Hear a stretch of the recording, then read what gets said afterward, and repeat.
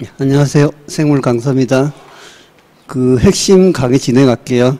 핵심은 따뜻한 생물 기본서 내용보다 좀 더 압축되고 시험에 필요한 핵심 위주로 정리를 했어요. 그렇다고 이게 부족한 건 아니고 항상 사업 판단을 해보면 피드백 해보거든요. 그리고 이제 책을 계속 이렇게 보완해 가는데 보통 9개, 10개 수준으로 거의 나와요. 그래서 크게 부족한 게 없기 때문에 이거는 이제 단기 완성하기 좀 좋다. 그렇게 이해하시면 돼요. 특히 이제 생물 공부한 적이 있는 경우에 짧은 시간 내에 빨리 정리하기 좋은 그런 교재라고 생각이 돼요. 그리고 이게 6.0까지 나왔는데 5.0에서 좀 내용이 좀 많이 추가됐어요. 추가되었다는 게 그냥 이해를 돕기 위해서 그림을 많이 추가하고 가독성이 좋도록 좀 보충 설명 정도를 좀 더 넣었어요. 그래서 기존 판하고 그렇게 내용상 큰 차이점은 없는데 6.0이 저는 더 마음에 들어요. 항상 업그레이드 되고 있는데 하여튼 이렇게 하면 되고요. 그 다음에 이제 이 서문에 보면 이제 하고 싶은 이야기가 있죠. 보통 일단은 1차 대비용이고 시험 적합성이 높은 그런 내용 위주로 콤팩트하게 정리한 교재고요. 그리고 생물학은요, 논리적이에요. 엄청나게. 그걸 잘 알지 못해서 이제 생물 어렵다 그러는데, 그리고 생물을 처음 시작할 때 이제 낯선 거지 어려운 게 아니고요. 우리가 생물을 공부하다 보면 기본적으로 이해되는 내용들이 대부분이기 때문에, 공부를 한다라고 할 때 어려운 부분은 그렇게 없을 거예요. 대부분 이해될 수 있는 그런 수준의 내용들이기 때문에. 그리고 여기서는 항상 중요한 건 저는 회독을 강조해요. 저도 별사 시험 공부를 해봤기 때문에 항상 책 읽는 거를 강조하거든요. 보통 어떤 시험이든지 제대로 성적을 거두기 위해서는 좋은 결과 얻기 위해서는 한 5번 정도는 읽어야 돼요. 저 같은 경우에는 별사 그때는 인기가 워낙 높아가지고 난다 낀다 하는 애들 서울대 이런 애들 도서관에 꽉 찼어요. 그냥 보통 자연계로만 별사 공부하고 그래가지고 그때는 한 10,000명 정도 지원하면 한 70명 뽑았거든요. 지금하고는 좀 차이가 많이 나요. 예, 그리고 1차에 또 영어까지 치고 2차는 6개 과목까지 공부했는데 저는 혼자 공부했어요. 그래서 요즘은 이제 학원 다니면서 좀 편하게 공부하고 기간 줄이려고 하는데 꼭 그게 좋은 건 또 아니고 나쁜 면도 있거든요. 저 같은 경우는 주로 책을 많이 읽어가지고, 이거 읽다가 좀 이해 안 되면 이 책도 읽어보고 그래가지고, 시중에 있는 책들은 대부분 긁어와가지고 공부하면서 나름대로 자기가 정리가 되거든요. 그래서 항상 무슨 공부든 항상 기본적으로 자기 학습을 자기 공부하는 시간 확보하는 거 중요하고 계속 읽어가는 게 좋다고 생각해요. 특히 생물은 그냥 읽어가면 되는 내용이에요. 그러니까 이해를 하다 보면서 이해 위주의 반복학습 그거 좀 강조할게요. 생물은 지금 생물학과에서 배우는 기본적인 주요 골격 과목들이 있거든요. 그게 이제 이 1장, 2장이 생화학이고요. 생화학은 생체 내에서 일어나는 화학 반응을 이야기해요. 그냥 화학 반응이 아니고 생체 내에서 일어나는 화학 반응이고, 거기서 중요한 게 이제 에너지 만들기 위해서 포단 같은 거 분해하고, 그런 것에 이제 대한 내용들이에요. 합성에 대한 거는 이제 좀 뺐어요. 그건 이제 시험 범위에 제외되기 때문에.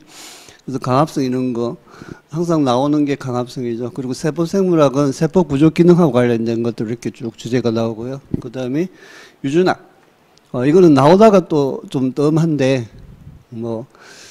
이건 또 범위를 확장하다 보면은 워낙 많이 확장시켜야 되고 문제를 많이 풀어봐야 되는데, 변식 기출 보면은 덜쭉날쭉이에요. 쉬운 거 좀 쉽고, 좀 어려웠던 건 또 한 2문제 정도 있고 이런데, 기출 문제 기준으로 그냥 그 정도 정리하고, 책에 있는 기본적인 원리 정도 이해하면 되겠다 싶어요. 분자생물학은 어느 시험이든지 좀 중요하고 학생들이 조금 버거워하는 부분이기도 해요. 그러니까 물리 공부할 때 약간 양자역학 느낌? 뭔가 안 보이는 걸 공부해야 되는 그런 느낌인데, 이 분자생물학이 제가 생각하기에는 그냥 팩트 위주로 쭉 흘러가기 때문에 어려운 건 없는데, 그 낯설는 거죠. 어려운 게 아니고 낯설다고 생각해요. 그래서 이거 공부하다 보면 또 재밌어요. 그래서 분자생물학 이거는 2차 시험에도 들어가는 과목인데, 요거 꾸준히 계속 나오고 있는 주제. 지금 강합성하고요.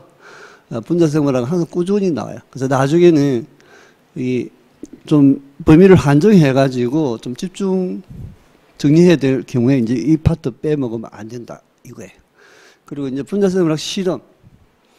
이것도 이제 가끔 나오거든요. 그래서 분자생물학에서 이제 활용되는 DNA, RNA, 단백질하고 관련된 실험들 몇 가지, 그냥 약간 원리적인 것만 이해하면 돼요. 객관식 문제이기 때문에 막 미트 이런 데서처럼 막 실험 결과 해석하고 추론하고 이런 게 아니고, PCR은 뭐 한다, 뭐 이런 식으로 기본적인 개념에 하면 되니까 어려운 거 없어요. 그 다음에 넘어가고, 생리학 이거는, 생물학에서 범위가 제일 넓은 과목이에요. 범위가 제일 넓고 양이 많아요. 약간 비교를 하자면은 그 미트 시험, 1회 시험 때 한 40문제를 출제했는데, 그중에 40% 정도가 생리학 문제일 정도로 이게 범위가 많아요. 양도 많은데, 변리사 시험에서는 겨우 한 문제 나올까 말까. 보통 한 문제 기준으로 이해하면 돼요.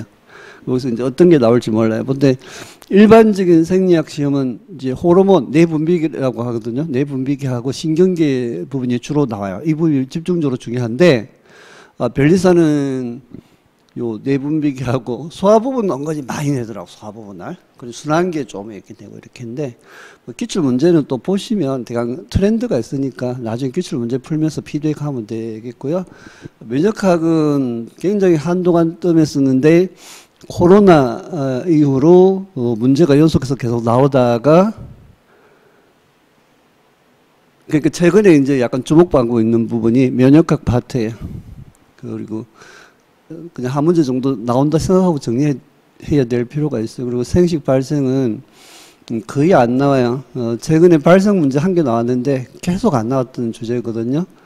그러니까 제가 공부하던 그 시절에는 그 생물학이 전 범위를 다 출제했어요. 그리고 그때 고등학교도 생물학 전체 범위를 다 공부했거든요. 생식 발생 이런 거 다 했는데, 지금은 고등학교 과정이 가지를 너무 쳐가지고 불필요한 부분 는 아닌데도 많이 없앴어요. 학습 부담을 줄이려고. 그 생식 발생도 예전에는 출제를 했었는데 지금은 이거 안 가르치거든요. 그래서 그 이후로 이게 안 나와요. 식물학 파트도 옛날에 고등학교에서 다 가르치던 그런 부분이 고등학교에서 다 제외되고 난 이후로 변시에서도 좀 안 나와요. 그렇게 이해하시면 돼요. 어쨌거나 생식 발생에서 뭐 기본적인 건 정해져 있으니까 중요한 거요. 출제 잘 되는 거. 그런 거 나중에 보면 되죠. 그 다음에 생착은 최근에 좀 계속 나오고 있는 주제이기도 하거든요. 한 문제 정도. 그래서 이렇게 내용이 이렇고요. 진화, 집단 유도학 문제 계산하는 거 있거든요.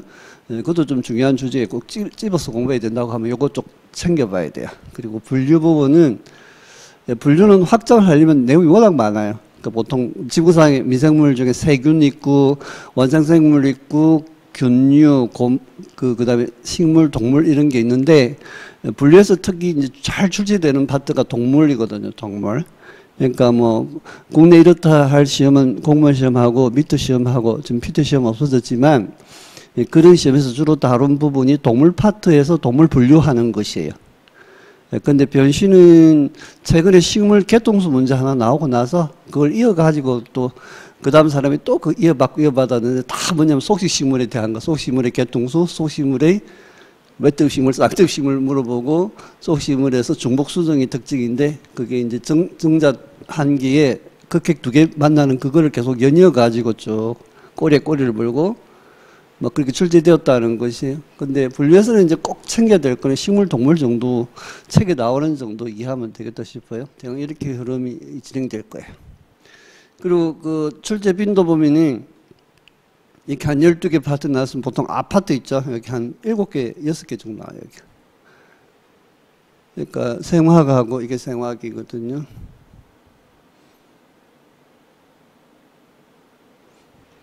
그리고 이제 세포생물학하고 유전학, 분자생물학하고 여기까지 보통 한 6개, 7개 나오거든요. 그 다음에 이제 인체생리학이 이렇게 뜸하고 나오고 막 이렇게.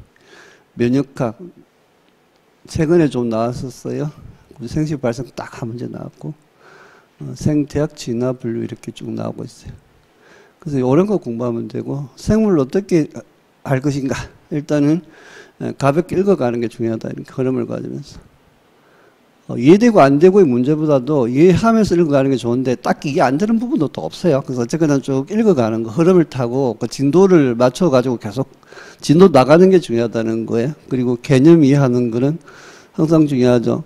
낯선 거는 그 개념이 처음 보기 때문에 그런데 책을 보다 보면 그 개념에 대한 정리가 다 있으니까 그 그냥 제대로 이해하는 거 중요하고, 그 다음에 이제 스터디 활용은 수험생에서 어느 정도는 필요하다고 생각해요. 첫 번째는 서로 이제 같은 상황에 있다 보니까 심리적으로 안정이 되고 약간 멘탈 관리 측면에서도 좀 도움이 되거든요. 물론 좋은 사람들을 만나야 되겠죠. 그리고 무엇보다 그거거든. 좀 하기 싫고 까다롭고 막 그런 지겨운 그런 과목들은요. 만나가지고 좀 서로 설명을 하면서 다른 사람한테 설명하면서 자기가 이해하는 게 또 많거든요.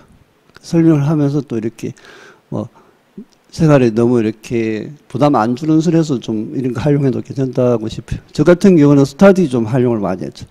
그냥 정보 자체가 아예 없으니까 그 뭐 도서관 가면 이제 다 별서 공부하고 이러니까 그때, 그리고 게시판에 이제 쪽지 딱 붙여 놓으면 또 다 보이거든요. 그래가지고 공부해요. 그 정해진 날에 정해진 범위 이렇게 하고. 그때 우리는 그 5명 공부했었는데 4명이 그냥 그 해 같이 붙었거든요. 그 좋은 활용의 예가 돼요. 그리고 시냅스를 통한 문제 해결. 뭐 당연히 이론을 공부했기 때문에 자기가 어느 정도 이해하는지 체크할 필요가 있으니까 문제를 풀어봐야 돼요. 그리고 이제 기출 문제는 당연히 풀어보고 또 피드백을 해야 돼요. 공부한 거에 대해서. 그리고 기출 문제의 중요성은 보통 한 10문제 정도에서 5문제 이상은 무조건 그 기존에 출제되었던 문제 개념이 그대로 반복되기 때문에 그냥 그 정도 중요하다. 이렇게 이해하시면 돼요. 그래서 기출은 꼭 풀어보는 걸로. 그래서 항상 강조하지만 예비조의 반복학습, 저는 이렇게 공부했어요. 그냥 반복학습이에요. 1차도 그렇고 2차도 그렇고. 저는 1차 치고 나서 그냥 책을 다 버렸어요. 다시 공부해야 되지 이런 느낌으로. 2차 공부에서는 진짜 다 버렸는데 그때 서브노트 제가 정리한 그거는 너무 아깝더라고. 손으로 이렇게 막 해가지고 그거는 남겨뒀다가 또 어디 소실되었는지 지금은 없는데, 하여튼 항상 그 반복해서 읽고 그냥 오래 끝낸다 생각하고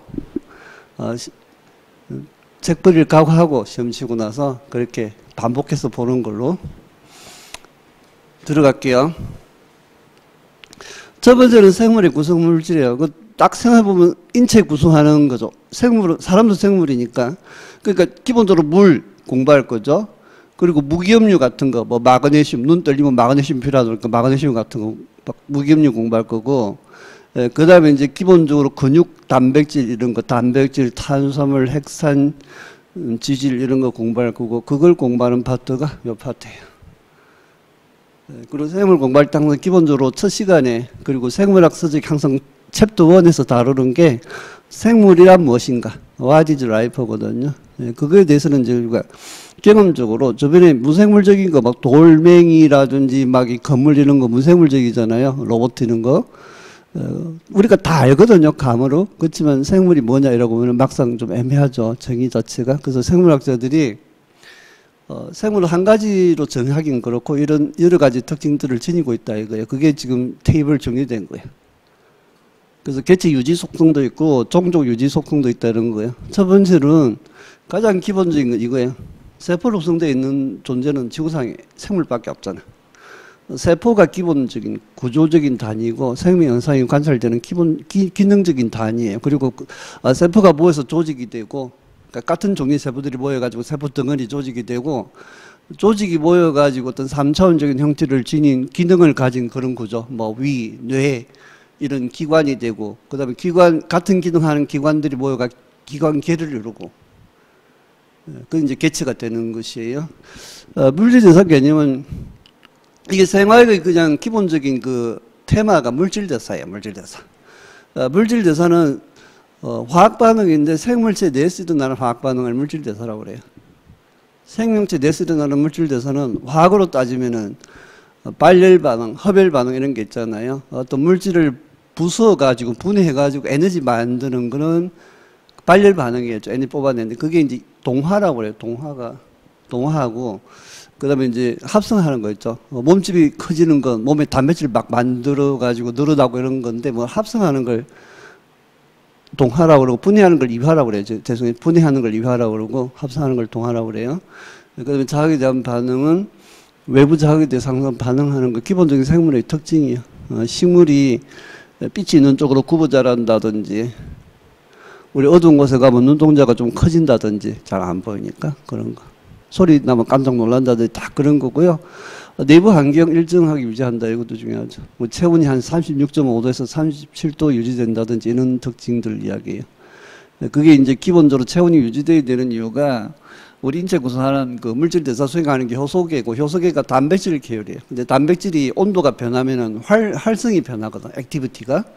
그래서 일정한 체온이 유지되어야 최적의 그 조건을 유지해야만 물질 대사가 최적으로 일어나기 때문에 체온 유지가 그렇게 중요한 거예요. 그리고 생장하고 생식이 있는데 생장이라는 개념은 세포 분열하는 거예요. 이거는 세포 분열하면은 몸집이 증가하겠죠. 그 세포수가 증가하는 걸 생장이라고 그래요. 그리고 생식은 자손을 남기는 거예요. 이거는 종류 유지 측면에서 이제 자손을 남기는 거죠. 근데 세포 분열은 우리가 일반적으로 체세포 분열은 생장을 하는 거고요. 체세포 분열. 일반적인 분열은 체세포 분열이에요. 유전적으로 똑같은 세포 두 개 만드는 거거든. 근데 생식이라는 거는 보통 무성생식하고 유성생식이 있는데 우리는 정자 난자 만들어가 수정을 시키잖아요. 그게 유성생식이거든. 그래서 보통 유성생식 과정에서는 이제 감수 분열하고 수정 과정이 필수적으로 수반이 되는데 그거가 또 감수 분열이 출제가 잘 되는 파트죠. 그거 나중에 공부하면 되고 적응과 진화. 적응이라는 거는 유전적으로 변하는 거예요. 그 환경에 더 적합한 형태로 변하는 거예요. 자연선택이라는 개념을 많이 들어봤을 텐데 그건 뭐냐면은 유전적 변이에 의해서 어떤 집단 내에서는 개체들마다 약간 형질 차이가 있는 것이에요. 근데 환경이 달라졌을 때 그 환경에 더 바람직한 특징을 가진 개체들이 생존할 확률이 높고 생존해가지고 자손을 남길 확률이 높아지거든요. 그러면 그 결정적인 특징을 제공한 게 누구예요? 유전자거든요. 그러니까 유전자이기 때문에 환경이 달라지면은 그 환경에 바람직한 유전자가 선택이 되는 게 자연선택 개념이에요. 그래서 적응이라는 거는 어떤 유전적 변이에 의해서 환경에 더 적합한 형태로 바뀌는 거, 뭐 형태가 바뀌든지 구조가 바뀌든지 기능이 바뀌든지 그게 바뀌는 걸 이야기해요. 그리고 진화는 이거는 생물이 변한다는 개념. 진화라는 건 보통 이제 상식적인 수준에서 대할 때는 뭔가 업그레이드 되고 막 좋아지고 막 성능이 좋아지고 이런 식으로 생각하기 쉬운데 그거 아니고 생물에서 진화라는 건 그냥 변한다는 거예요. 변한다. 시간이 지나면서 생물은 계속 변해요. 진화라는 건 그런 것이에요. 예를 들면 이런 거거든요. 물고기가 눈이 있으니까 이제 사물을 보잖아요. 근데 태풍이 불어가지고 그 이제 해안가 동굴이 있는데 좀 깊숙해요.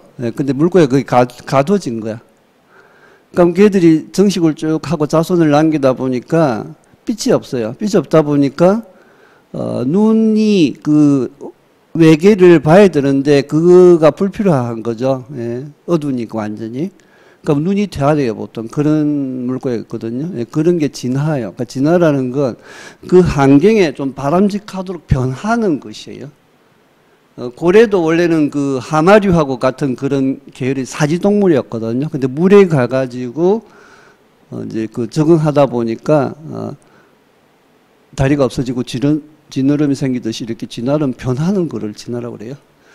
첫 번째, 그래서 이제 그 대강 6가지 배웠는데 첫 번째 세포로 되어 있다 이거 나오고요. 그 다음에 두 번째는 이제 물질돼서 나오죠. 그리고 세 번째는 자극에 대해 반응하고 호메오스타시스. 항상성이라는 건 외부 환경이 변해도 일정한 상태 유지하는 걸 이야기해요. 그리고 생장을 하고 생식을 한다. 생장하고 발생한다 이거 하고 그 다음에 생식을 한다. 어디가 여기 있네. 생식하고 자손 남기고 그 다음에 적응 진화를 한다. 이게 이제 생물의 6가지 특징이에요. 그럼 다시 세포로 구성된다 볼게요. 세포가 이런 모양이에요. 생물은 기본적으로 한 개 또는 그 이상의 세포로 구성되는데 식물세포는 엽록체에 있어서 강합성을 해요. 그 엽록체가 있다는 게 특징이고 동물세포는 엽록체가 없거든요. 동물세포에 엽록체가 있으면 강합성하고 그러면 사람들은 뭐 어차피 결국 이제 다 먹고 살자고 하는 건데 강합성하면은 그 뭐야 일할 필요가 없겠죠. 그냥 햇빛 잘 들면 따뜻한 잔디밭에 가서 그냥 누워있다 오면 되잖아요. 근데 엽록체가 없으니까 이제 일을 해야 되는 거고 동물세포는 미토콘드리아는 공통적으로 가지고 있어요. 미토콘드리아는 파워플랜트. 이게 뭐 대학교를 치면 파워플랜트 에너지 공급하는 거예요. 이게 ATP를 많이 만들어내는 장소예요. 그리고 핵. DNA가 들어있는 장소의 핵. 핵 안에 DNA 염색체 있죠. 그게 들어가 있어요. 지금 염색체 표현한 게 이런 느낌이니.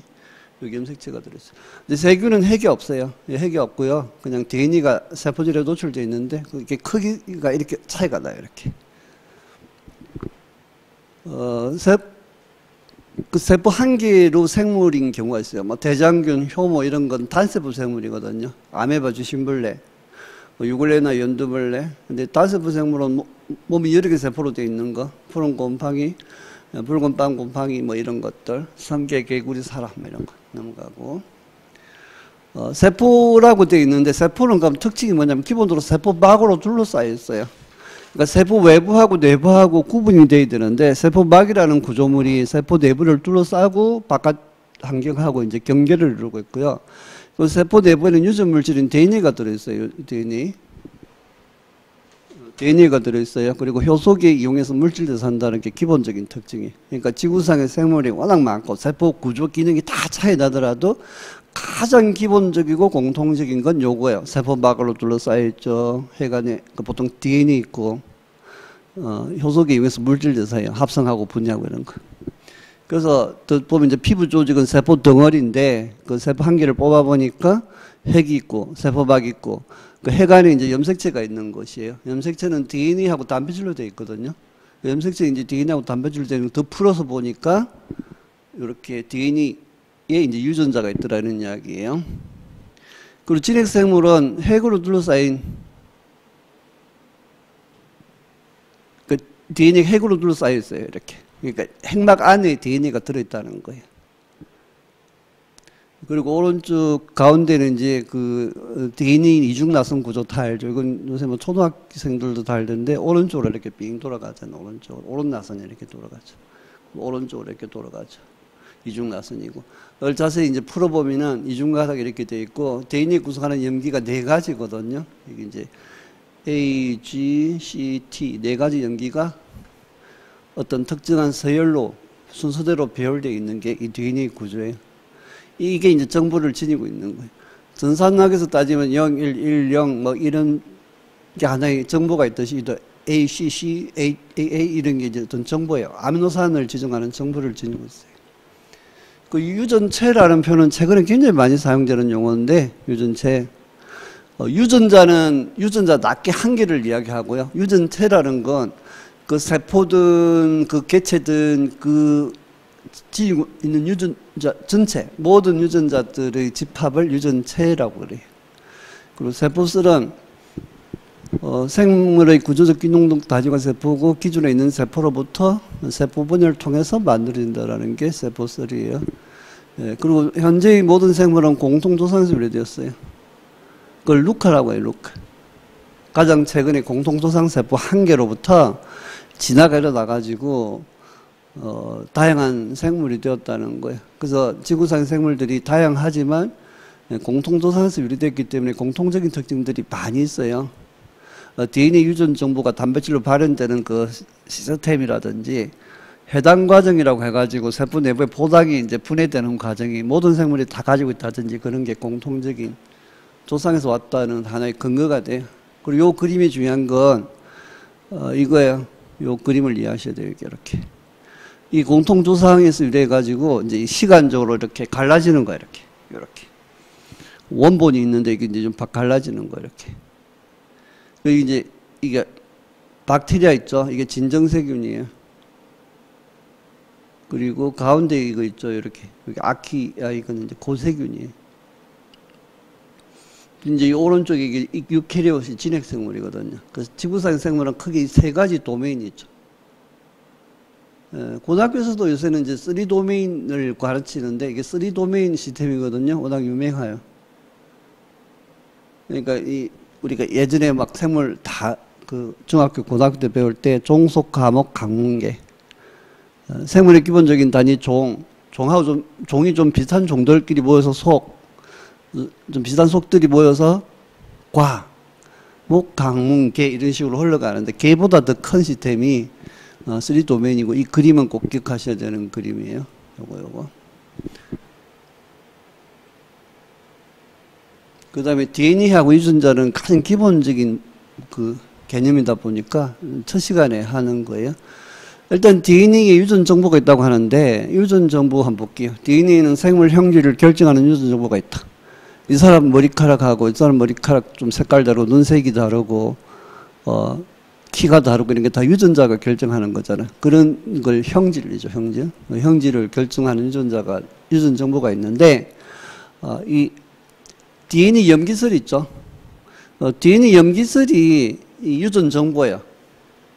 그러니까 특허에서 유전자 특허를 받을 때 뭘 제출하냐면은 DNA 염기 서열을 제출해요. 그 염기서열이라는 게 뒷페이지 보면 이런 느낌이거든. 지금 이 보면은 이중나선에서 ACC, AAA, CCG, AGT 있고 아랫가닥은 TGG, TTT 뭐 이렇게 있는데 뭐 나중에 보겠지만 이게 염기설 자체가 아미노산을 결정하는 정보예요.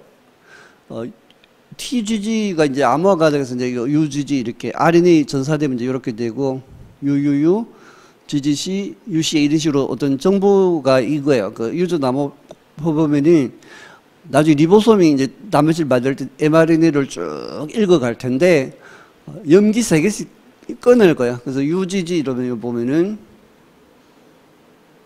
트리토판이죠. 그럼 트리토판이 오고 UUU 이러면은 페닐알라닌이죠. 페닐알라닌이 오고 그 다음에 GGC 이러면은 글리신이 오고 그 다음에 UCA 이러면은 세린이 와요. 이걸 줄줄이 연결하는 거야. 그러니까 아미노산을 순서대로 줄줄이 연결하면은 그게 이제 접혀요. 공간상으로 구부리로 접혀가지고 단백질이 되거든. 그 단백질이 특별한 기능을 수행하는 거예요. 그래서 유전자라는 건 이 단백질 만드는 정보를 지니고 있는 걸 이야기해요. 그러니까 일반적으로 이제 그 유전자는 대부분 단백질을 만들고 단백질 안 만드는 유전자도 있는데 대부분은 이렇게 단백질을 만드는 정보를 지니고 있어요. 그 단백질이 전체적으로 모여가지고 하나의 개체가 되거든. 그러니까 사람을 구성하는 단백질 종류가 한 10만 가지 정도 되거든요. 그런 애들이 다 모여가지고 어떤 사람의 특징을 나타내는 것이에요. 다시 앞으로 오면은 그 유전 정보는 DNA 염기 서열이에요. 그래서 염기설이 이제 특정한 단백질이나 RNA 만들 수 있는 거, tRNA나 rRNA 이런 거는 단백질 만드는 정보가 아니고 RNA에서 멈추기 때문에 대부분 단백질을 만들지만 RNA 만드는 것도 있고, 그리고 한 분자 염색체 DNA는 유전자들이 많고 유전 정보가 DNA 염기서열에 저장이 되어 있다라는 것이에요. 염기서열에 저장이 되어 있어요. 이렇게. 그리고 주로 단백질 생산을 결정하고 형질을 결정하는데 단백질이 생명체를 구성하고 효소 주성분, 생물로서 살아있기 위해서는 가장 기본적으로 물질 대사를 해야 돼요. 사람이 굶으면 안 되잖아요. 밥을 먹는 이유는 물질 대사를 해야 돼요. 그래서 이제 그 생존, 생장, 활동에 필요한 에너지를 얻는 거거든. 그래서 가장 기본적으로는 물질 대사가 중요하죠. 그 다음에 이제 인슐린 같은 호르몬 같은 건 이제 생리작용 조절하고, 그 주로 단백질이 조절한다는 거예요. 그 다음에 생명체의 생명 활동은 단백질로 발현되고 조절되지만 부모로부터 전달되는 정보는 DNA예요. 그러니까 그 개체 자체는 단백질이 기본적인 생명 활동을 하는데 자손에 전달해 주는 거는 단백질이 아니고 그 단백질 만드는 정보를 지닌 DNA를 물려주는 것이, 그 DNA가 우리가 알고 있는 염색체 이야기하는 거, 염색체를 물려준다는 이야기. 그 생물마다 DNA 염기설이 다르니까 정보가 다르다 이렇게 할 수 있는 거예요. 그래서 넘어가고, 크릭이 DNA 유전 정보는 mRNA로 전사되고 mRNA가 단백질로 번역된다는 분자 생물학의 중심 원리를 주장했다. 이게 지금 분자생물학의 중심 원리라고 하는 거예요. DNA, RNA, 단백질 요 순서대로 정보가 흘러간다라는 것이. 그래서 mRNA로 전달되는 걸 전사라고 그러고, 단백질이 만들어지는 걸 번역이라고 해요. 분자생물학에서 중요하죠. 그리고 DNA는 염기설인데 그중에 이제 3개씩 끊어서 읽었으면 3개의 염기 조합이 하나의 아미노산 지정하는 관계로 저장이 됐다는 거예요. 그리고 이제 mRNA에서 염기 3개를 우리가 코돈이라고 해요. 코돈이라고 하는 거예요. 그래서 mRNA에서는 이게 코돈이 되고, 그러면 mRNA 코돈 순서에 맞게 리보솜은 단백질을 만들어내거든요. 리보솜이 이제 단백질을 만들어요. 그래서 아미노산이 줄줄이 연결되고, 단백질마다 아미노산 종류하고 결합 순서가 다 다르고, 어쨌거나 줄줄이 연결되면 이제 구부리고 좁혀가지고 입체 구조 형태가 결정되고, 그 형태에 맞게 이제 자기 기능을 하는 것이. 그래서 단백질 구조 기능이 다 차이 나니까 그 전체가 생명 현상을 이루게 된다라는 거고, 그리고 이 개념은 항상 중요해요. 어느 시험이든지. 원핵생물하고 진핵생물을 구분하는 거. 원핵생물하고 진핵생물을 구분하는 것 중에 핵이 있냐 없냐 이런 거거든. 세균. 지구상에 세균하고 고세균 이 두 가지가 원핵생물이에요. 아까 진정세균. 그러니까 이 세균은 그냥 진정세균하고 같은 것이에요. 그냥 일반적으로 박테리아면 세균 또는 진정세균 이야기하는데, 세균이 원핵이에요. 그 핵이 없어요. 보시면 얘들은 동그란 원형 DNA를 지니고 있죠. 이게 원형 DNA. 동그란 DNA를 지니고 있는 거예요. 그리고 이게 전사 중에 또 번역이 돼. 핵이 없죠. 근데 여기는 세포 핵이 있고 핵 안에 선형 DNA가 있는 거예요. 이게. 진핵생물은 길다란 DNA가 핵 안에 들어있는데, 세균은 핵이 없고 그냥 이 세포질이라고 하는 거기 세포막 안쪽에 그냥 가둬져 있는 것이에요. 그 전사 중에 번역이 일어난다. 이 그림은 나중에 이제 익숙해지면은 좀 눈에 확 띄는 그림이에요. 중요하니까요. 그래서 요 부연 설명해 놓은 거 지금 다 중요한 것만 적어 놨거든요. 세균과 같이 핵막이 없는 원핵세포는 DNA가 세포질에 노출되어 있고, 전사하고 번역이 세포질에서 같이 일어나요. 보통 세균은 전사 번역이 같이 일어나. RNA가 만들어질 때, mRNA가 만들어질 때 리보솜이 달라붙어가 번역을 같이 해요. 근데 진핵생물은 핵 안에서 전사가 돼요. 그러니까 번역이 안 되지. 핵 안에 전사되고 번역은 세포질에서 되는데 장소가 다르잖아요. 장소가 다르기 때문에 핵에서 전사되고 또 가공, 캐핑, 텔링, 스플라싱이라는 가공을 거치고 세포질로 빠져나오면 거기서 번역이 되거든요. 그래서 요 개념 지금 계속 중요한 것이에요. 세포질에서 전사와 번역이 같이 일어나는 거 동시에. 근데 진핵생물은 핵막이 둘러싸인 진핵생물, 핵막으로 둘러싸인 거는 핵 안에 DNA가 있고, 전사 그리고 가공이 핵 안에서 일어나요. 핵 안에서. RNA 만드는 게 핵 안에서 일어나요. 그 번역은 세포질에서 일어나요. 그러니까 시간적으로 공간적으로 분리가 되어 있는 것이에요.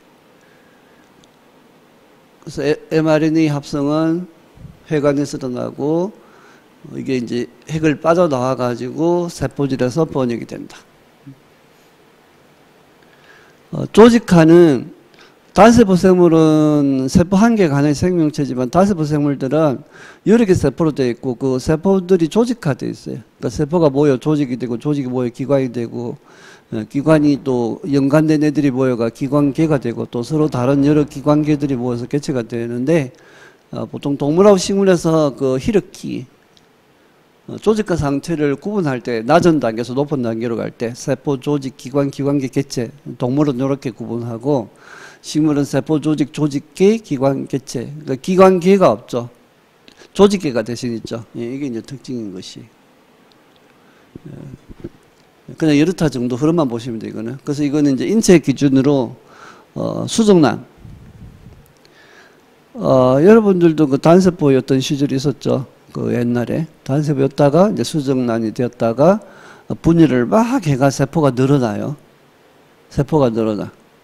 그러니까 이건 어떤 개념이냐면 보통 한 개 세포가요, 한 개 수정란이거든요. 근데 생물에서는 수정란이라는 표현보다도 접합자 이런 표현을 써요. 접합자. 그러니까 이제 세포 분열을 해요. 그럼 세포수가 증가하는 거야. 그 사람은 한 개 세포에서 출발했는데 한 60조 개 정도 돼요. 어마어마하죠. 그 다음에 세포가 늘어났으면 이제 뭐냐면 분화가 일어나요. 분화. 분화라는 개념도 중요하죠. 이렇게 25년대 줄기세포도 이제 결국 이제 분화되어 가지고 우리가 필요한 세포 만들어낸데, 이 분화라는 거는 어떤 특정한 구조 기능을 가지도록 세포가 바뀌는 걸 분화라고 그래요. 그래서 그림에서 보면은 분열해가 수를 늘리고, 그 다음에 이제 어떤 건 근육세포 되고, 어떤 건 피부세포 되고, 어떤 건 신경세포 되고, 막 이런 식으로 쭉 바뀌는 거. 이런 상피세포도 되고, 막 이렇게. 그래서 나중에 또 눈치채겠지만 동물에서는 4가지 조직이 있어요. 상피 조직, 결합 조직, 신경 조직, 근육 조직 4가지 조직인데 나중에 좀 중요해요. 그 조직, 결합 조직이 좀 중요해요. 그 다음에 이제 기관, 콩팥도 기관이고요. 그 콩팥이나 방광, 요관 이런 건 다 모여가 기관계, 이제 배설계가 되겠죠. 배설계. 이런 식으로 히르키가 있다. 넘어갈게요. 그 다음에 물질 대사한다는 거예요. 생물체 내에서 화학 반응이 일어나는 거예요. 그래서 탄수화물, 단백질 같은 큰 분자가 작은 분자로 분해되든지, 작은 분자가 다시 복잡한 큰 분자로 바뀌는 거, 이런 여러 가지 화학 반응이 일어나는데, 생체 내에서 일어나는 모든 생화학 반응을 물질 대사, 메타볼리즘이라고 그래요. 메타볼리즘. 그래서 이 물질 대사에서는 2가지 있어요. 동화, 이화가 있는데, 에너지 출입이 수반된다고 했죠. 반드시 에너지 출입이 일어나요. 그러니까 물질 대사는 에너지 대사하고 연계되어 있는 거예요. 분해할 때는 에너지가 나오니까 발열 반응이라고 그러고, 합성할 때는 에너지가 필요하니까 흡열 반응이라고 그래요. 그래서 동화, 이화 보니까 물질 변화는, 동화는 작은 게 큰 게 되든지 단순한 게 복잡한 게 되는 거예요. 근데 이화는 큰 게 작은 걸로 쪼개지는 거고, 복잡한 게 단순한 걸로 쪼개지는 거예요. 에너지 출입은 동화는 에너지 흡수 흡일 반응이고, 이화는 에너지 방출 발열 반응. 대표적으로 이제 동화는 강합성, 빛 에너지 형태가 당을 만들어내는 거. 단백질 합성할 때는 이제 아미노산을 줄줄이 연결해가지고 펩티드끼리 형성하는 거니까 또 에너지 필요해요. 그리고 이제 세포 포장을 이제 쇼트까지 완전히 분해하는 그 과정을 계속 공부할 텐데, 그 세포흡이고요. 소화는 음식물을 이제 분해하는 거거든. 그 녹말을, 밥을 먹으면 녹말이 있는데, 녹말을 분해하면 엿당이 되고, 엿당을 분해하면 포당이 되거든요. 그렇게 작은 걸로 분해하는 것이. 그래서 동화 이하는 영어식으로 합성 과정, 복잡한 걸 만들어내는 거고, 심플, 단순한 데서 복잡한 거 만들고, 에너지를 사용하고요. 그 다음에 이제 뭐 환원이라든지 축합 반응, 그러니까 전자라든지 이런 게 필요하다. 그 다음에 광합성이 대표적이다. 이화는 복잡한 걸 단순한 심플한 걸로 바꾸고, 에너지 방출하고, 산화, 가수 분해 이런 거예요. 그리고 세포호흡이 대표적인 이화 반응이에요. 그리고 이제 그 결합을 형성할 때 콘덴세이션 축합이거든. 중합체 만들 때 물 분자가 빠져나와요. 이렇게. 합성할 때는 물 분자가 빠져나와요. 그러니까 단백질 만들 때도 물 분자 빠져나오고, 탄수화물 만들 때도 물 분자가 빠져나와요. 결합을 형성할 때는 물 분자가 빠져나와요. 근데 그 역반응은 물 분자가 들어가서 쪼개겠죠. 그래서 우리가 소화할 때는 물 분자가 반응물로 들어가 가지고 결합을 쪼개는 거예요. 녹말 분해할 때도 물 분자 들어가고, 단백질 분해할 때도 물 분자 들어가고, 이런 거 우리가 가수분해라고 해요. 가수분해. 그 다음에 효소. 생체 내에서 화학 반응이 일어나는 거를 물질 대사라고 했는데, 그 물질 대사를 수행하는 주체가 누구냐 하면은 효소예요. 효소는 물질 대사를 수행하는 생체 촉매예요. 생체 촉매. 그러니까 이 생체 촉매니까 그냥 느리게 일어날 수 있는 반응을 엄청 빨리 일어나게 하는 거예요. 그래서 효소는 주로 단백질로 되어 있고, 물질 대사 경로를 형성하고, 어떤 경우는 RNA가 촉매 작용하는 경우가 있는데, 그런 걸 리보조임이라고 해요. RNA가 촉매 기능하는 경우가 아주 드물게 있거든요. 그러니까 주로 단백질이에요. 주로 단백질.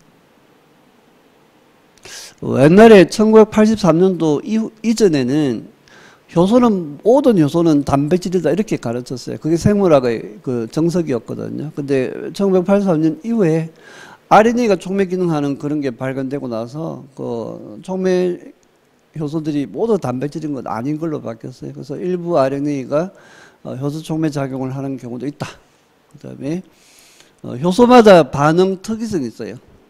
뭐 이 요소가 이 반응도 시키고 저 반응도 시키고 이런 게 아니고 보통 한 가지 종류의 반응을 특이적으로 수행하거든요. 그 효소는 촉매다 보니까 반응 전에 변하지 않는 거죠. 화학 개념을 그대로 끌어오면 돼요. 예, 그리고 효소는 자기가 작용하는 물질이 정해져 있어요. 보통 기질이 반응물이거든. 그러니까 이 반응물이 정해져 있다는 거예요. 리액턴트예요. 그래서 리액턴트 있네, 적혀 있네.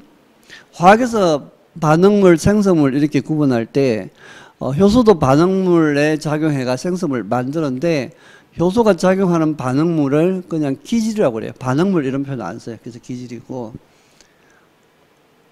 화학 반응이 일어나는데 필요한 최소한 에너지를 우리가 활성 에너지라고 하는데 효소는 활성 에너지 낮춰서 반응이 빨리 일어나게 한다. 이거 시험 진짜 잘 나와요. 효소가 반응을 빠르게 하기 때문에 보통 말장난 같은 건데 효소 빠르게 하니까 활성 에너지 높여가지고 반응이 빠르게 한다. 공부 안 한 경우에는 속기 쉬운데요. 활성 에너지 낮춰가지고 그러니까 반응에 필요한 최소한 에너지가 필요한데 그걸 낮춰가지고 반응이 빨리 일어나게 하는 것이에요. 그리고 화학 반응은 복잡해요. 그러니까 그물처럼 얽혀 있다고 보시면 되는데 어쨌든 한 경로만 봤을 때 여기서 A가 B가 되면 B가 C가 되고 C가 D가 되고 D가 E가 F 되는 요 경로에서 각각의 경로는 각각의 그 촉매 효소가 있어요. 그러니까 A에서 B로 될 때는 효소 1이 작용하고 B, C 될 때는 효소 2가 작용하고 C, D 될 때는 효소 3가 작용하고 이렇게 이제 효소들마다 반응하는 경로가 정해져 있다는 이야기죠. 이게 전체적으로 이제 어떤 대사 경로를 구성하는 것이에요. 그 다음에 넘어가고 자극에 반응하고 항상성을 유지한다. 외부 자극에 적절히 반응한다. 밝은 곳에 가면 눈동자 작아지고 어두운 곳에 가면 눈동자 커진다. 동공반사라고 해요, 이거를. 동공반사. 그 드라마 같은 거 보면 이제 그 의식을 했을 때 의사가 그 눈동자 뒤집어 보잖아요. 반응이 제대로 일어나는지. 예, 그거죠. 그러니까 뭐 어떤 눈곱을 걸렸을 때 이제 눈동자가 갑자기 줄어질 거죠. 네, 그런 식으로 이제 관찰하고 이거는 뇌에서 대뇌, 소뇌, 중뇌, 간뇌, 막 연수 이런 게 있는데 중뇌, 가운데 뇌, 중뇌가 이 반사 정초예요. 그리고 이제 이거는 눈동자가 커지는 건 교감신경 반사예요. 교감신경. 눈동자가 이게 어두운 곳에 가면 뭔가 긴장, 불안, 스트레스 생각하면은 교감신경이 활성화된다고 생각하면 돼요. 그래서 교감신경이 눈동자에 그 신호를 줘가지고 홍채 있죠? 평활근 이렇게 자극해가지고 눈동자 크게 만들어져요. 그리고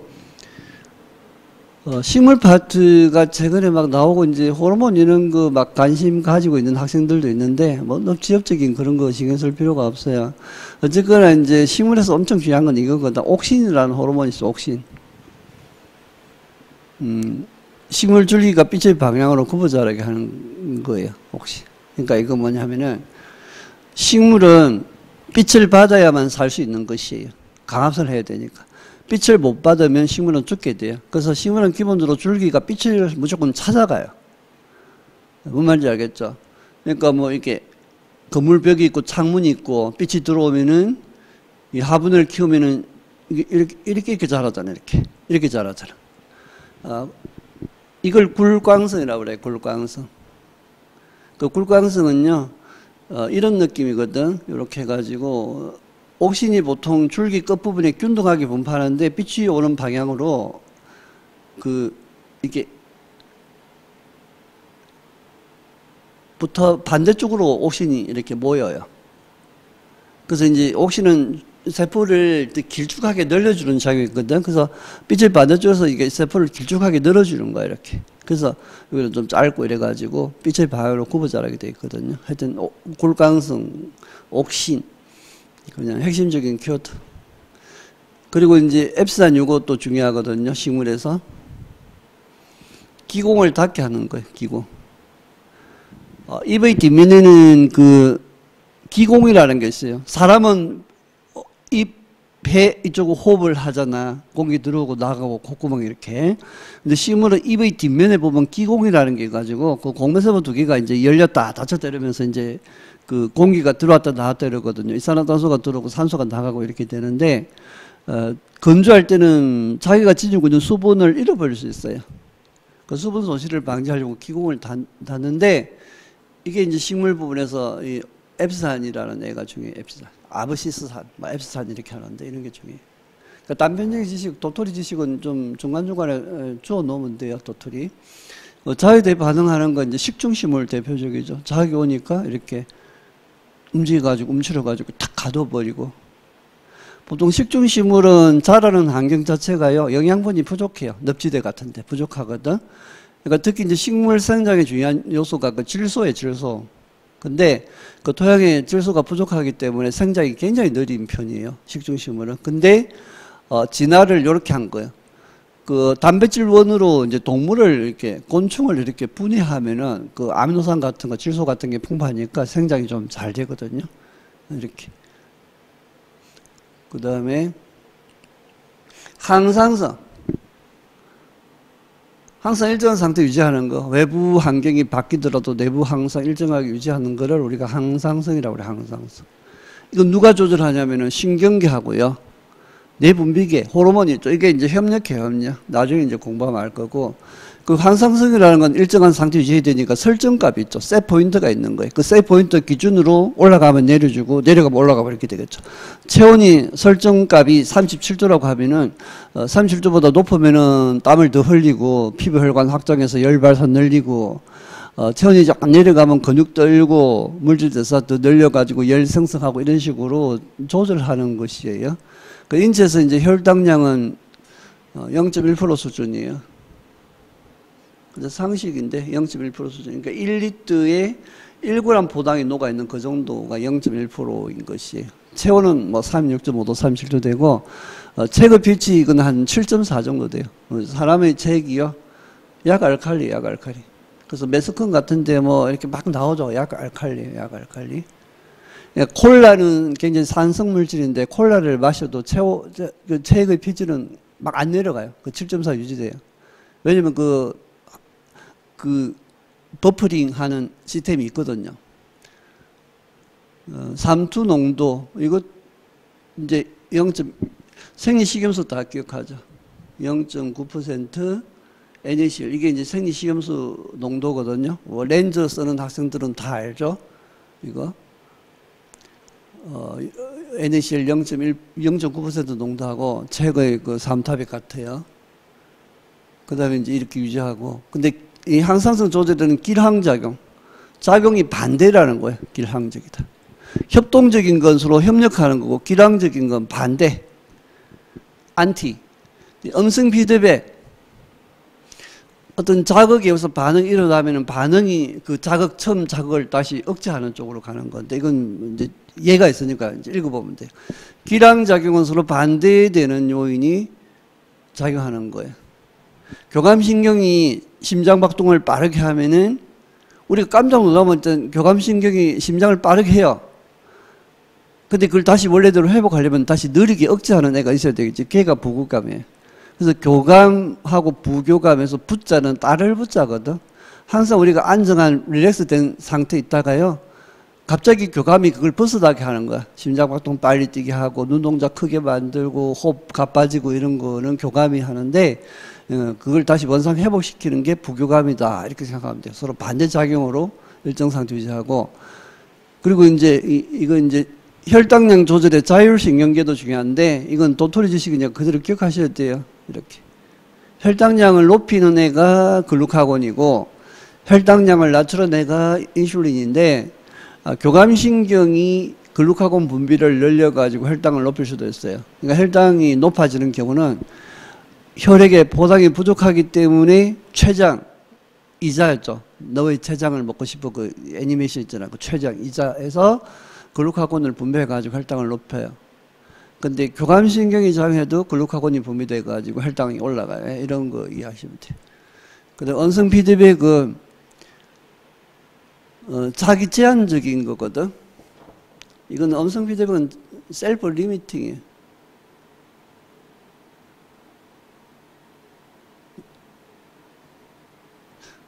제한적.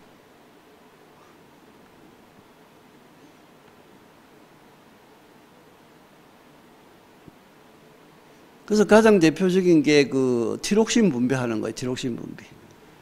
티록신 분비는 자기 제한적으로 티록신이 분비가 돼서 점점 양이 많아지면은 자기를 분비시키겠다는 신호를 억제해가지고 자기 생산을 또 줄여가지고 일정한 수준 유지하는 거거든. 이걸 한번 볼게요. 이걸 이제 가로식으로 표현하면은 티록신이 분비되는 조건은 추위에 추위. 추우면은 체온이 내려가겠죠. 뭐 물리에서 이야기하는 그 인체 온도는 일정한데 외부 온도가 내려가면은 델타 T가 더 차이가 커지기 때문에 열 손실이 더 많아질 수밖에 없거든. 그래서 외부 온도가 조금만 내려가도 체온이 내려갈 수밖에 없어요. 온도 경사가 생기기 때문에. 그러면은 시상하부가 이걸 이제 감지해가 정보를 받아 온도에 대한 정보 받고 TRH를 분비해요. TRH 호르몬이에요. 그래서 이게 분비하면은 얘가 이제 이걸 촉진해요. 누구냐 하면은 니아수 전염이라는 애가 있어요.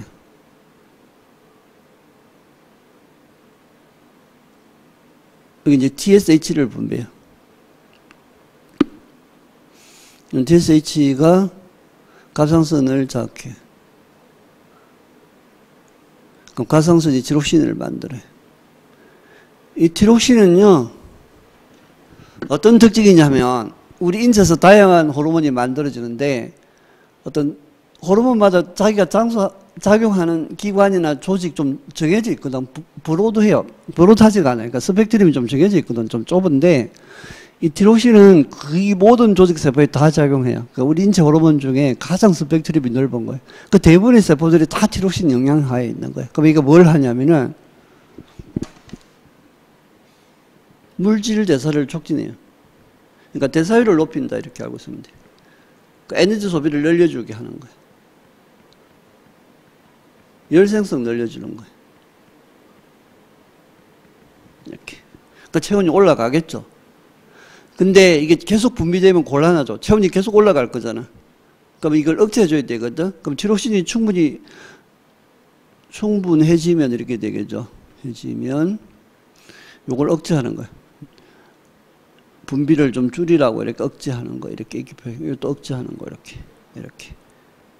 이게 이제 음성 피드백이 이런 거예요. 음성 데머깅 피드백 또는 음성 데머깅이라고 해요.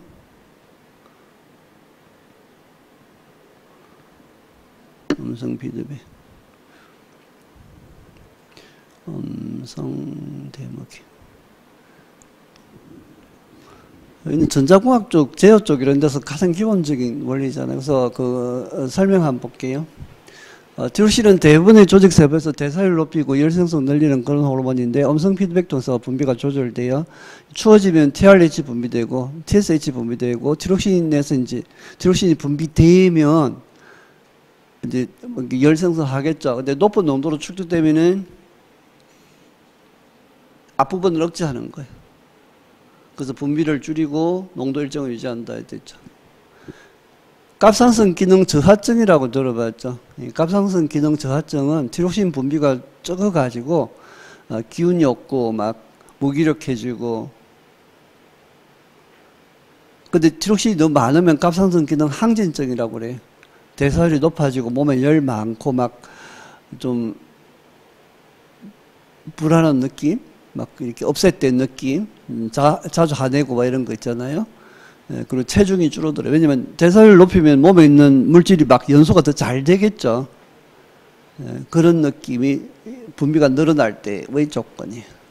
그 다음에 생장은 체세포 분열해가 세포수 늘리는 거예요. 그래서 왼쪽 그림 보면 이 그림을 또 왜 넣어놨냐면은 세포 분열 단계가 있어요. 전기, 전중기, 중기, 후기, 말기 이렇게 해가지고 이제 이 말기 때 그 수축링, 이게 세포질 분열이라고 하거든요. 수축환, 이게 세포질 분열이라고 하는데,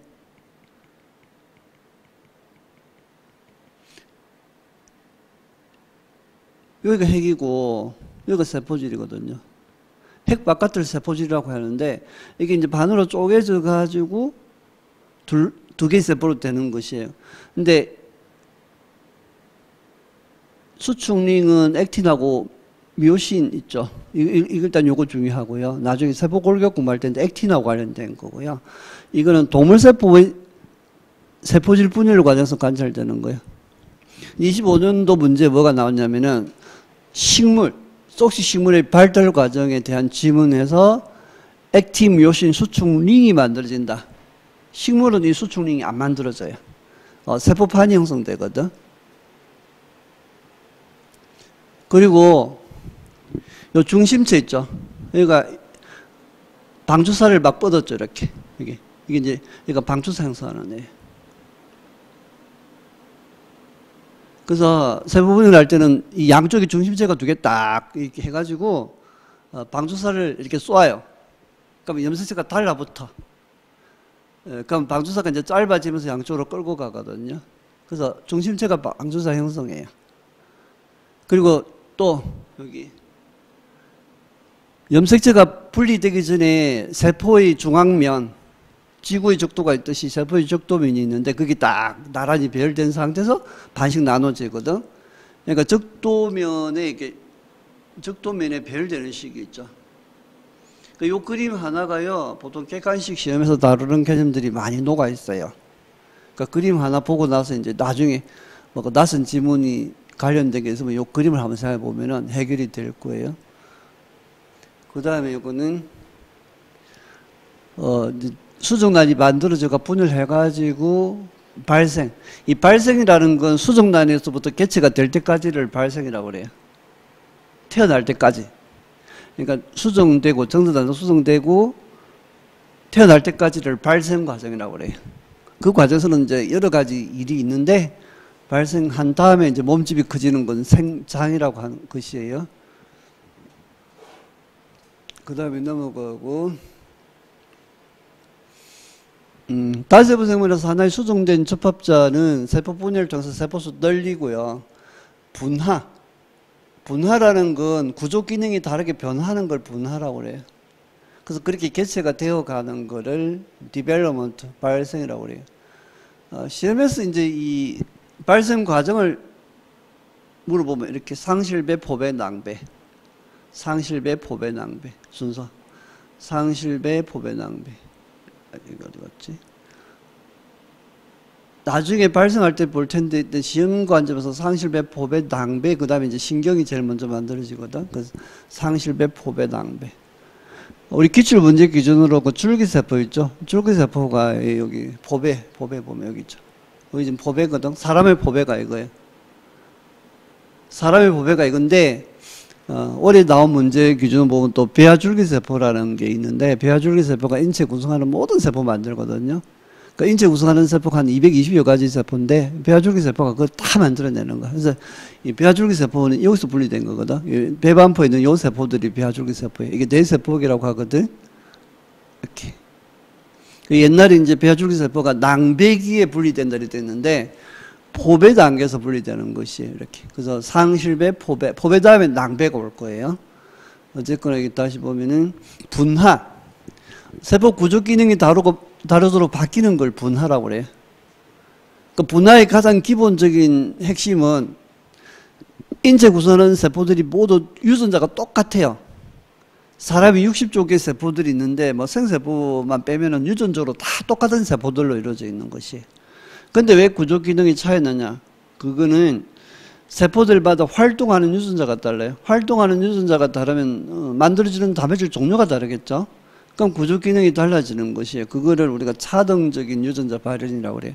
그러니까 똑같은 유전자들을 지니고 있지만 세포들마다 서로 다르게 유전자를 켠다. 이거를 차등적인 발현이라고 그래요. 그 다음에 기억, 분화 과정은 초기 단계에 이제 초기 발생 단계에서 시작되고, 배가 발달하면서 세포들이 서로 다른 종류 기관으로 바뀌는 거예요. 그래서 초기에는 비슷한 형태에 지니고 있지만 시간이 지나면서 어떤 건 신경세포, 어떤 건 근육세포 이렇게 서로 다르게 되는 거. 다르게 되는 걸 분화라고 그래요. 영어식 표현이 differentiate, different해지는 거예요. 그러니까 different해지는 거야. 유전적으로 똑같은 세포들이 구조 기능이 다르게 different하게 되는 것이. 그 다음에 차등적 발현이에요. 그러니까 분열생물학적으로는 유전적으로 똑같지만 결국은 활동하는 유전자가 다르니까 단백질이 달라지고 이렇게 되는 것이. 그 다음에 줄기세포. 계속 분열하는 애들인데 이 줄기세포가 분화된 세포를 만들어요. 그러니까 줄기세포는 계속 분열하고요. 미분화 상태인가, 미분화. 아직 그 구조 기능이 정해지지 않은 상태로 계속 분열하는 세포를 우리가 줄기세포, 스템셀이라고 그래요. 근데 어떤 특정한 자극이 오면은 특정한 구조 기능을 가지도록 바뀌는 것이에요. 그러니까 배아줄기세포가 심장세포도 되고, 소장상피세포도 되고, 지방세포도 되고, 이렇게 분화되고 있는 걸 보여주고 있어요. 그래서 배반포 단계 있죠. 예, 포배의 배반포 단계에서 분리한 것이에요. 그러니까 인체에 구성하는 모든 세포 만들어내죠. 25년 시험 문제도 나왔던 거 이렇게. 그래서 사람은 줄기세포가 있어요. 어떤 세포로든지 분화될 수 있는 줄기세포가 있는데 포배 단계에서 분리한 배아줄기세포는 전분화능 모든 종류의 세포들을 만들 수 있어요. 근데 25년도 기출문제에 성체 줄기세포가 모든 종류의 세포를 만들 수 있다. 그거 아니에요. 성체 줄기세포는 한정된 세포만 만들어내요. 골수에 있는 줄기세포, 성체 줄기세포는 혈액세포만 만들지 이게 신경세포도 만들고 근육세포도 만들고 이렇게 않거든요. 근데 배아줄기세포는 신경세포도 만들고 근육세포도 만들고 다 만들 수 있어요. 그래서 그 차이점을 물어본 거예요. 생식은 자손을 만드는데 유성생식, 무성생식. 무성생식은 성이 없어요. 그러니까 부모가 둘로 나눠져가 유전적으로 똑같은 개체가 되는 것이에요. 그러니까 세균이 이분법 분열하고 곰팡이 중에 이제 포자 만드는 애들이 있고, 효모 출하하고, 식물은 영양생식, 포기 나누고, 이게 감자 같은 것도 잘라가지고 심으면 다 같은 식물체가 되고, 불가사리 재생. 그러니까 유성생식은 이거죠. 수정하고 감수 분열 수정한다는 두 가지 키워드예요. 정자 난자 만드는 걸 감수 분열이라고 해요. 수정은 이제 그들이 만나가지고 접합자가 되는 거예요. 그러니까 이 정자 난자 만드는 게 엄청 다양한 종류가 만들어지니까 수정할 때 엄청 다양한 접합자가 만들어지죠. 근데 이 접합자가 만들어지면은 다 유전 형질이 좀 차이가 조금씩 나기 때문에 생존 생식에 대한 적응도가 좀 차이가 나요. 그 다음에 동물 짝짓기는 유성생식이다. 무성생식은 한 부모만 관여하고 배우자가 생성도 안 되고 유전적으로 똑같아요. 그 자손들이 다 유전적으로 똑같아요. 감수분열 수정 없고 그냥 체세포 분열을 통해서만 자손들이 만들어져요. 세균, 식물 이런 거. 근데 식물은 무성생식도 하고 유성생식도 하죠. 유성생식은 암수 부모가 있어요. 그 배우자 만들고 보통 고등학교에서는 생식세포, 생세포 이렇게 배우거든요. 생세포 이런 건 정자 난자 이야기 하는데 생물학적 용어는 이걸 배우자라고 해요. 배우자. 영어로는 이제 gamete라고 하거든. 배우자 이러면. 그러니까 수정란은 접합자라고 그러고 정자 난자 이런 건 배우자라고 그래요. 유전적으로 다르고 자손들끼리도 달라요. 그 다음에 그 형제들마다 다 다르잖아요. 그죠? 같은 부모가 낳았지만 이게 유성생식의 특징이에요. 그래서 감수분열하고 수정을 거쳐가 자손이 만들어지고 배우자는요 감수분열을 해요. 감수분열. 그러니까 정자 난자 만드는 과정이 감수분열 과정이고 접합자는 체세포 분열해가 세포수 늘리고 이제 개체가 된다 이런 이야기. 그냥 딱히 어려운 개념 없고 그냥 읽다 보면 다 알게 되는 내용들이니까 넘어갈게요. 생물은 생식을 통해서 유전 정보를 전달하고 자손을 유지하고 종족 유지한다 되어 있죠. 그래서 염색체에 DNA가 있는데 DNA를 물려주는 거예요. 감수분열해서 이제 그 염색체를 절반만 정자 난자에 물려주면은 둘이 합치면 또 원래 그 개수가 되는 하여튼 남자는 이제 XY, 여성은 XX다. 그리고 오른쪽 그림은 수정하고 감수분열이 반복되는 게 유성생식이에요. 일단 감수분열 해가지고 정자 난자가 만들어져요. 근데 이 N이라는 건 뭐냐면 염색체 세트거든요. 사람은 염색체 개수가 46개예요. 2N은 46이라고 표시해요. 2배치라고 표시해요. 23개가 한 세트거든. 근데 46개는 두 세트예요. 정자가 물려준 한 세트하고 난자가 물려준 한 세트 두 개 합치면 2N 상태 2세트가 되거든. 그걸 2N 상태 2배치라고 그래요. 근데 감수분열 할 때는 정자 난자가 반씩만 가져가는 거야. 그러니까 46개 중에 24개만 가져가고 난자도 24개만 가져가니까 23개만 가져가니까 두 개 합치면 다시 46개가 되겠죠. 뭐 이런 흐름이 계속 반복된다는 것이 적응과 진화. 유전적 변이하고 자연 선택을 거치면서 환경에 더 적합한 형태, 기능, 행동, 생활 습성을 가지도록 바뀌어간다 이런 거예요. 유전적 변이는 가장 기본적으로 이제 돌연변이 같은 거 이야기하는 거예요. 그리고 더운 지역에 사는 사막이오는 몸집이 작고 키가 크죠. 말단부 크가 열 손실 늘려주잖아. 근데 추운 지방에는 몸집이 크고 말단부가 작아서 열 손실을 줄인다 이런 거예요. 요 그림이 이제 진화에 대한 개념이거든. 세포 수준에서 어떤 색소를 만드는 유전자 있죠. 이 그림에서 색소 만드는 유전자가 단백질을 만들고 색소를 만들었는데 돌연변이로 나가지고 좀 진한 걸 만드는 거야. 블랙 피그먼트. 돌연변이로 나가지고. 그러니까 개체 수준에서 얘들이 전체 색깔이 이제 밝은색, 검은색 이렇게 나눠지겠죠. 유전자가 형질을 결정했기 때문에. 그럼 자연 상태에서 이제 선택을 받을 때는 밝은색 애가 숲에서 만약에 어두운 숲에서 이렇게 어슬렁거리게 되면 눈에 너무 잘 띄는 것이에요. 그러니까 피식자들 먹이가 되는 동물들이 막 먼저 알아보고 달아나겠죠. 사냥 효율이 낮아요. 반대로 검은 애가 밝은 그 초원에 딱 하니까 눈에 너무 잘 띄는 거야. 그 은폐색이라고 해서 이제 배경하고 뭔가 이렇게 쫙 구분이 안 돼야 되는데 그 눈에 잘 띄니까 사냥 효율이 낮겠죠. 그래서 이 형질에 맞게 적합한 환경이 밝은색 전문이 재규어는 초원에서 야외 공터에서 눈에 잘 안 띄는 것이에요. 그래서 여기가 유리하니까 저기 이제 적응이 된 거고 검은색은 밀림이죠. 이렇게 헌트, 석세스풀 헌트라고 했죠. 훨씬 더 헌터. 그 다음에 그 진화라는 건 바뀌어가는 걸 진화라고 그래요. 바뀌어가는 거. 변화하는 과정이 진화예요. 그리고 환경에 적응한 결과 유전적 구성이 변하고 새로운 종이 출현하고 진화가 일어나고 생물이 그렇게 점점 다양해진다는 것이 적응 개념이 또 나오는데 유전적인 변화가요, 그 형태, 기능, 행동에 영향을 주는 거죠. 그 바뀌게 하는 거. 그리고 적응도는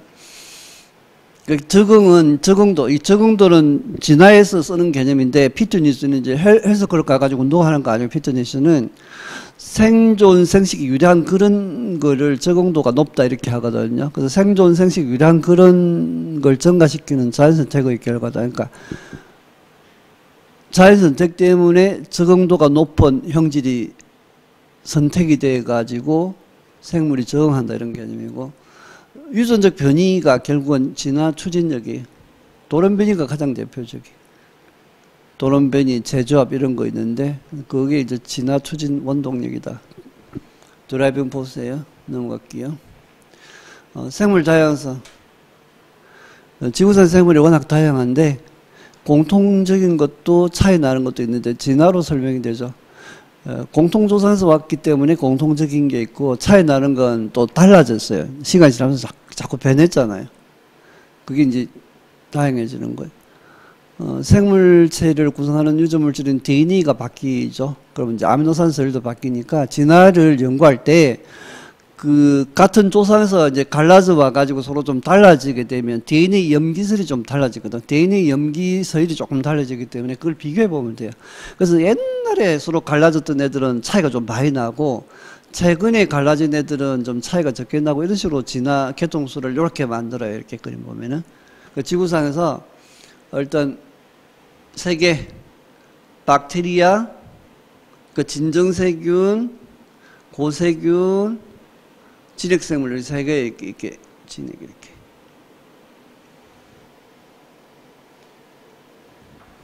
아까 그림 반복이에요. 이렇게 되는 거예요. 이렇게. 근데 지력생물에는 종류가 많이 있어요. 원생생물, 식물, 균류, 동물 이렇게. 그러니까 식물보다는 곰팡이가요 동물하고 가까워요. 같은 가지에 가까운 가지에 있는 애들이 더 가깝거든. 옛날에 그 분류학자들이 곰팡이를 분류할 때 곰팡이가 동물이냐 식물이냐 여기에 대해서 식물이라는 견해가 많았어요. 왜냐하면 곰팡이는 그 버섯은 이렇게 안 움직이잖아. 식물도 안 움직이잖아. 근데 식물이라고 분류를 했거든요. 근데 실제로 걔들은 강압성을 못하죠. 근데 과학이 발전하면서 유전적으로 분석이 가능하거든. 분자생물학적으로 DNA를 분석해 보니까 곰팡이들이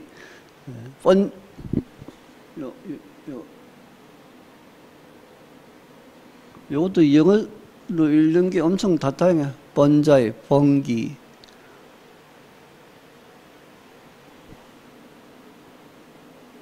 요걸 이제 균류라고 하고요. 여기 이제 효모, 곰팡이, 버섯 이렇게 돼요. 이게 이제 기출 문제 중에는 이제 그 곰팡이 균류, 세포벽에 키틴이 있거든요. 키틴이 세포벽 성분이다 이런 게 출제되었죠. 그 다음에 그래서 종속 과목 강문 계고 이제 지금은 도메인 시스템이 중요해요. 그래서 5개. 옛날에 이제 위타크라는 사람이 5개 킹덤으로 분류한 거예요. 생물을. 모네라, 원생생물, 원핵생물, 원생생물, 식물, 균류, 동물 5개로 분류했는데 나중에 이제 그 우리가 알고 있던 원핵생물 있죠. 요걸 더 분자적으로 연구해 보니까 2개로 더 나눠지는 거예요. 진정세균하고 고세균으로 더 나눠지더라. 그래서 6개로 나눠요. 그래서 테이블 보면 이렇게 되죠. 여기 이제 5개고요. 여기 하면 5개고, 요렇게 하면 6개, 6개가 되는 거예요. 이렇게. 그러니까 이 세균 있죠. 우리가 알고 있는 세균은 옛날에 원핵생물 그냥 모네라계라고 그랬거든. 그래서 모네라계, 원생생물계, 식물계, 균계, 동물계 이렇게 5개로 분류했었는데 모네라계가 이제 진정세균하고 고세균으로 더 나누어진 것이에요. 그리고 고세균 중에 메탄 생성하는 데가 있는데 이거 꼭 기억하셔야 돼요. 보통 이제 그 어떤 생물계마다 대표되는 생물이 있어요. 근데 문제에서 직접 막 진정세균계, 고세균계 이렇게 물어보지도 않고요. 그냥 대장균하고 메탄생성균하고 뭐 이런 애들이 있는데 그러면 얘가 누가 진정세균이고 누가 고세균인지 구분해야 되거든. 메탄 생성하는 애가 고세균이다. 이건 꼭 기억하셔야 되는 주제예요. 이렇게.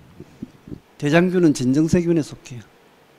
그러니까 옛날에 이제 그 대장균, 뭐 살모넬라균, 뭐 고초균이는 일반적인 세균들하고 좀 다른 애들이 발견된 거죠. 좀 다른 생물들이 살 수 없는 좀 극단적인 환경에서 발견되는 그런 애들이 고세균 부류에 속해요. 하여튼 메탄 생성하는 애는 고세균이다. 꼭 기억해야 될 거예요. 원생생물, 동물은 다 알죠. 동물은 뭐 척추동물, 문초동물. 균류는 효모, 곰팡이, 버섯, 키틴 세포벽 성분이 있었고, 식물도 다 알죠. 식물은 이제 선태류. 선태류가 이끼를 이야기해요. 선태류는 이끼류 이야기하는 거예요. 나중에 그 생태학에서 나와요. 그 천이 과정에서 이끼류. 석송, 양치, 종자, 그것이 속시물. 근데 원생생물은 좀 다양해요. 그러니까 세균도 아니고, 동물도 아니고, 식물도 아니고, 균류도 아닌 애들은 다 모아놓은 게 원생생물인 것이에요. 그러니까 우리가 뭐 아침 밥상에 딱 보니까 밥이 있다. 그건 식물이죠. 생선이 있다. 그건 동물이죠. 그 다음에 김이 있네. 김은 뭐예요? 김 식물인가? 아닌가? 이거죠. 김은 홍조류거든. 홍조류는 원생생물이죠. 그래서 우리가 알고 있는 미역, 다시마, 다시마도 있네. 그러면 그건 원생생물인 것이에요. 파래도 있네. 녹조류 있죠. 원생생물인 거예요. 그러니까 이 원생생물은 족보가 다양해요. 이렇게 녹조류, 갈조류, 홍조류, 와페마조류, 유골레나, 아메바 이런 거 다 원생생물인 것이. 제가 이런 분류를 쓴다는 거예요. 그리고 밑에 원핵생물은 반복이 이거 좀 항상 중요하니까 핵막이 없고 막으로 둘러싼 소기관이 없고 단순한 구조 가지고 있는데 진정세균하고 고세균이 여기 속해요. 근데 진핵생물은 핵막으로 둘러싸인 핵이 있고 막으로 둘러싸인 소기관이 있죠. 미토콘드리아 염력체 같은 거 있어요. 균류는 옛날에 식물에 분류되었었는데 지금은 그 동물에 더 가깝더라. 뭐 이런 이야기 넘어가고 3도메인 진짜 중요한 것도 나왔어요. 종속 가문 강공계보다 더 큰 거 3도메인이에요. 그래서 리보소말 RNA 염기설 있죠. 그 리보소말 RNA는 리보솜을 구성하거든. 리보솜 단백질 만드는 리보솜 있죠. 그 리보솜 구성하는 성분인데 6개 체계보다 이제 더 중요한 게 3도메인 진정세균, 고세균, 진핵생물 걔 킹덤보다 더 높은 수준이고 이게 진화적 관계를 더 잘 반영한다는 거예요. 그리고 고세균은 진정세균하고 좀 차이가 나요. 세균인데도 차이가 나는 거예요. 그리고 요 개념 진짜 잘 나와요. 고세균이 세균이긴 한데 진핵생물에 더 가깝다. 이 개념.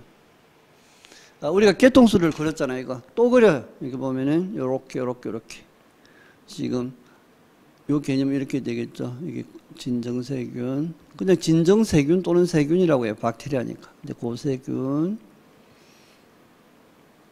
진핵생물. 여기서 이제 그 고세균이 진핵생물하고 더 가까운 거예요.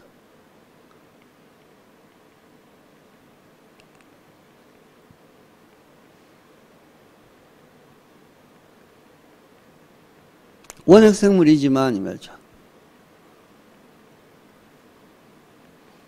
비교 대상은 진정세균보다 이렇게 되죠. 이거 시험에 잘 나오는 개념이. 그래서 개통수 볼 때요, 가지가 가까이 있는 애들이 더 가까워요. 고세균 입장에서는 진핵생물하고 더 가까이 있는 거예요, 이게 지금. 그리고 이제 얘는 모네라 있죠, 모네라. 고세균하고 진정세균은 모네라라고 하고요. 원생생물, 식물, 곰팡이, 동물. 여기 보면 이제 균류는 동물하고 가까운 거죠. 여기도 해결이 되죠. 균류는 동물과 가깝다. 이렇게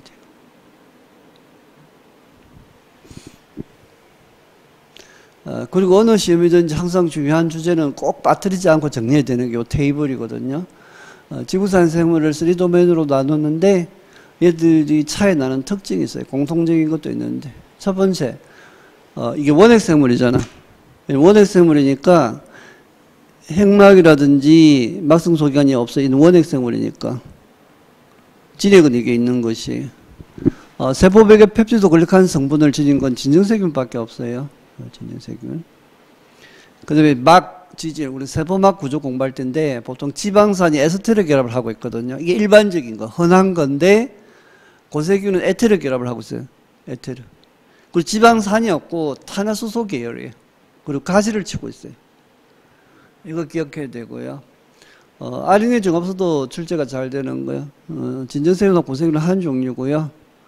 진핵생물은 여러 가지다. 1, 2, 3가 있는데 나중에 이제 mRNA, rRNA, tRNA 이런 거는 한 종류, 효소 한 가지가 이걸 다 만들어요. 이렇게. 만능.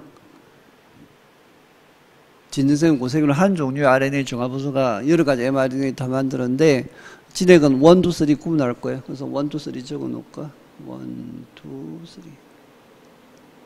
진핵은 1, 2, 3를 지니고 있어요. RNA 스플라이식은 세균은 이걸 못해요. 당화 이런 거 못해요. 진핵만 하는 거예요. 그리고 캐핑, 테일링, 스플라이식은 또 진핵만 하는 거예요. 포밀 요거 기억해야 돼요. 포밀. 단백질 만들 때 그 1번, 마치 그 어떤 단백질이 1번부터 100번까지 아미노산이 100개가 연결된다고 할 때 제일 첫 번째 아미노산, 그걸 게시 tRNA가 운반해 오는데 포로밀 메티오닌, 그러니까 원래 이제 진핵하고 고세균은 메티오닌으로 시작하는데 얘들은 포로밀계가 붙어 있는 애를 써요. 포로밀계가. 그리고 이제 이는 번역을 제한하는 애거든. 3대제. 이것도 잘 출제되는 거, 이거는. 번역 체제. 단백질 합성을 못하게 막아요. 그래서 그 상처나면 바르는 연고 같은 데 보면은 이런 항생제들이 들어있어요.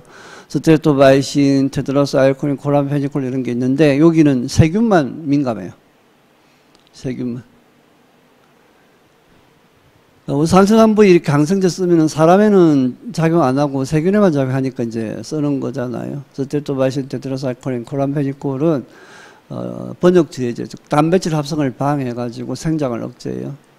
디프테리아 독소에 대한 민감도는 좀 지엽적인 건데 세균은 안 듣고 고세균하고 진핵생물이 좀 민감하다. 히톤 이것도 출제 잘 돼요. 나중에 우리가 DNA 구조를 공부할 때 그 DNA가 결국은 히톤 단백질하고 결합해가 응축이 돼 있는데 고세균 일부 이걸 가지고 있어요. 메탄생성균 이런 애들이 히톤이 있으니까. 히톤은 진핵생물도 있고 고세균 일부도 있는데 진정세균은 이게 없다. 그리고 세균은 동그란 DNA 지니고 있고 진핵은 선형 DNA 지니고 있고 오페론 전사감쇄 이건 세균만의 특징이에요. 전사감쇄가 23년동 가면 나왔는데 세균만 해요. 이건 전사감쇄 있죠. 진핵은 이걸 못해요. 리보솜은 기억하셔야 될 거예요. 세균은 70에서 진액은 80에서 크기가 좀 차이 나요.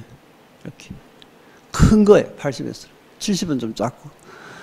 S는 세디멘테이션, 가라앉는 속도를 표현하는 단위인데, 보통 원심 분리해가지고 이제 리보솜이 가라앉는 속도를 측정하거든요. 큰 거는 빨리 가라앉고, 작은 건 느리게 가라앉는데, 세균 거는 70에서로 좀 느리게 가라앉고, 진액은 커야 좀 빨리 가라앉아요.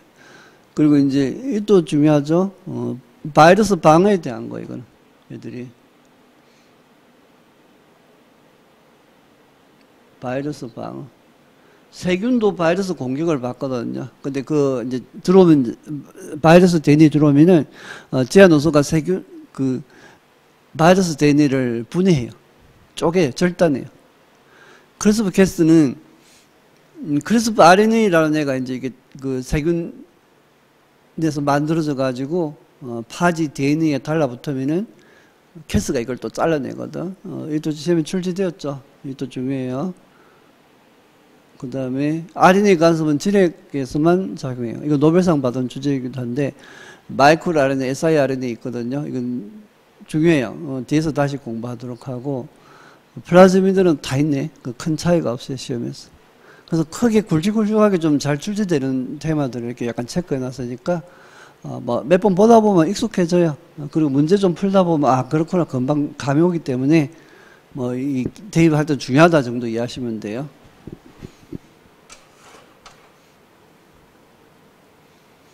그러면은 5분간 쉬었다 다시 할게요.